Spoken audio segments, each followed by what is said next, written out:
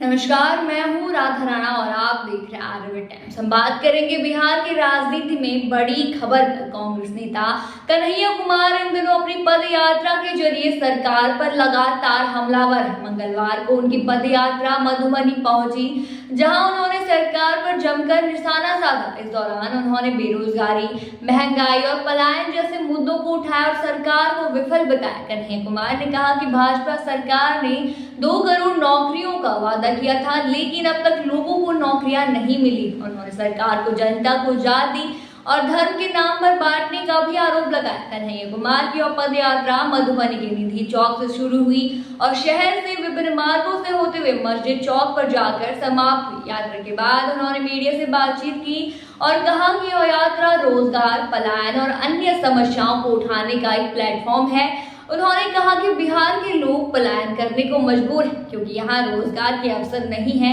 मधुबनी जैसे बड़े जिले में अब तक कोई लॉ कॉलेज नहीं है, जिससे छात्रों को पटना या बिहार से बाहर जाकर पढ़ाई करनी पड़ती। इतना ही नहीं, 2008 से अब तक यहाँ लाइब्रेरियन की भी बहाली हुई है, जिससे शिक्षा व्यवस्था पूरी तरह चरमरा गई।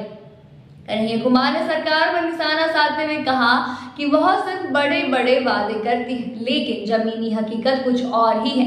उन्होंने कहा कि सरकार बनने से पहले भाजपा ने वादा किया था कि हर साल 2 करोड़ युवाओं को नौकरी मिलेगी, लेकिन ऐसा कुछ भी नहीं हुआ, बल्कि सरकार ने किसानों की आमदनी दोगुनी करने की बात कही थी। लेकिन हकीकत यह है कि किसानों की हालत और भी खराब हो गई है। सरकार उनकी समस्याओं का समाधान करने की बजाय उन्हें देशद्रोही तक कहने लगी। महिलाओं पर हो रही अत्याचारों के मुद्दे पर भी कन्हैया कुमार ने सरकार को घेरा। उन्होंने कहा कि सरकार महिला सुरक्षा की बातें तो करती है, लेकिन असल में अत्याचार करने वाले लोगों को ही टिकट देकर मंत्री बना दिया जाता है। महंगाई पर बोलते हुए उन्होंने कहा कि सरकार के प्रवक्ता ये कहते हैं कि दरभंगा से लोग 10,000 रुपए का हवाई टिकट लेकर दिल्ली जा रहे, लेकिन ये वही नहीं है। देखते हैं कि इस महंगाई ने कितने लोगों की पढ़ाई छीनी, कितने लोग दवा के लिए परेशान हैं और कितने लोग 2 वक्त की रोटी तक के लिए संघर्ष कर रहे हैं।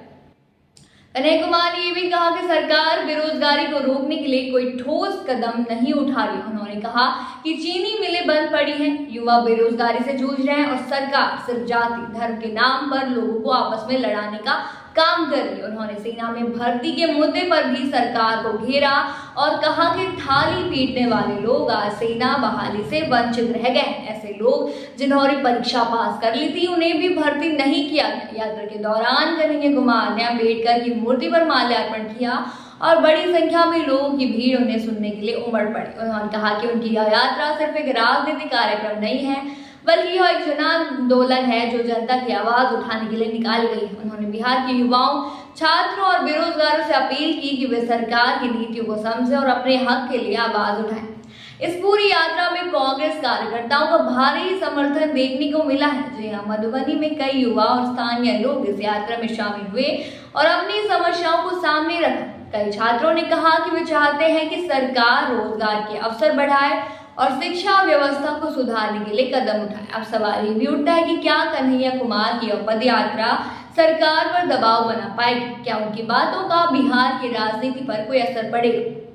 यह तो आने वाले समय में ही पता चलेगा, लेकिन फिलहाल उनकी यह यात्रा बिहार की राजनीति में हलचल जरूर मचा रही है। आप क्या सोचते हैं इस मुद्दे पर? हमें कमेंट सेक्शन में जरूर बताइए। फिलहाल के लिए इतना ही। बने रहिए आर्यभट्ट टाइम्स के साथ और साथ ही हमारे चैनल को सब्सक्राइब करना ना भूलें और फेसबुक वेबसाइट पर फॉलो जरूर करें।